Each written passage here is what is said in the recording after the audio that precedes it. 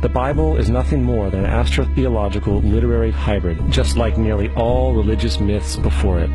In fact, the aspect of transference of one character's attributes to a new character can be found within the book itself. In the Old Testament, there is the story of Joseph. Joseph was a prototype for Jesus. Joseph was born of a miracle birth. Jesus was born of a miracle birth. Joseph was of 12 brothers. Jesus had 12 disciples. Joseph was sold for 20 pieces of silver. Jesus was sold for 30 pieces of silver. Brother Judah suggests the sale of Joseph. Disciple Judas suggests the sale of Jesus. Joseph began his work at the age of 30. Jesus began his work at the age of 30. The parallels go on and on. Furthermore, is there any non-biblical historical evidence of any person living with the name Jesus, the son of Mary, who traveled about with 12 followers, healing people and the like? There are numerous historians who lived in and around the Mediterranean, either during or soon after the assumed life of Jesus. How many of these historians document this figure? Not one. However, to be fair, that doesn't mean defenders of the historical Jesus haven't claimed the contrary. 4 historians are typically referenced to justify Jesus' existence. Pliny the Younger, Suetonius, and Tacitus are the first 3. Each one of their entries consists of only a few sentences at best, and only referred to Christus or the Christ, which in fact is not a name but a title. It means the Anointed One. The 4th source is Josephus, and this source has been proven to be a forgery for hundreds of years. Sadly, it is still cited as truth. You would think that a guy who rose from the dead and ascended into heaven for all eyes to see and performed the wealth of miracles acclaimed to him would have made it into the historical record. It didn't, because once the evidence is weighed, there are very high odds that the figure known as Jesus did not even exist.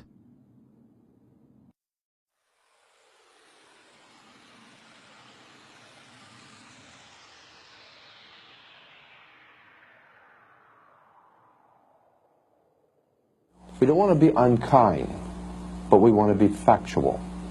We don't want to cause hurt feelings, but we want to be academically correct in what we understand and know to be true. Christianity just is not based on truth. We find that Christianity was in fact nothing more than a Roman story, developed politically. The reality is, Jesus was the solar deity of the Gnostic Christian sect, and like all other pagan gods, he was a mythical figure. It was the political establishment that sought to historize the Jesus figure for social control. In 325 AD in Rome, Emperor Constantine convened the Council of Nicaea. It was during this meeting that the politically motivated Christian doctrines were established. And thus began a long history of religious bloodshed and spiritual fraud. And for over the next 1,000 years, the Vatican maintained a political stranglehold on all of Europe, leading to such joyous periods as the Dark Ages, along with enlightening events such as the Crusades and the Inquisition. Christianity, along with all other related theologies, is an historical fraud. These religions now serve to detach the species from the natural world, and likewise each other. They support blind submission to authority. They reduce human responsibility to the effect that God controls everything, and in turn awful crimes can be justified in the name of a divine pursuit.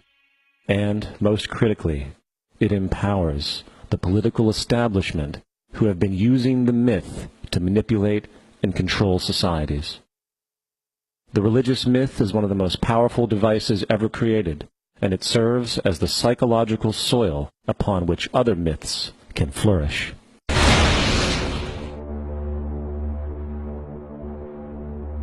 A myth is an idea that, while widely believed, is false.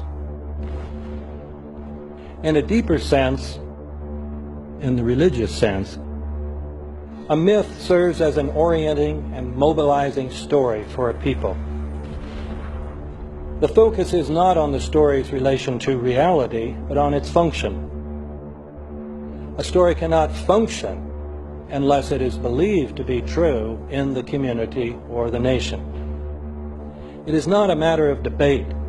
If some people have the bad taste to raise the question of the truth of the sacred story, the keepers of the faith do not enter into debate with them. They ignore them or denounce them as blasphemers. It is wrong, blasphemous, and sinful for you to suggest, imply, or help other people come to the conclusion that the U.S. government killed 3,000 of its own citizens.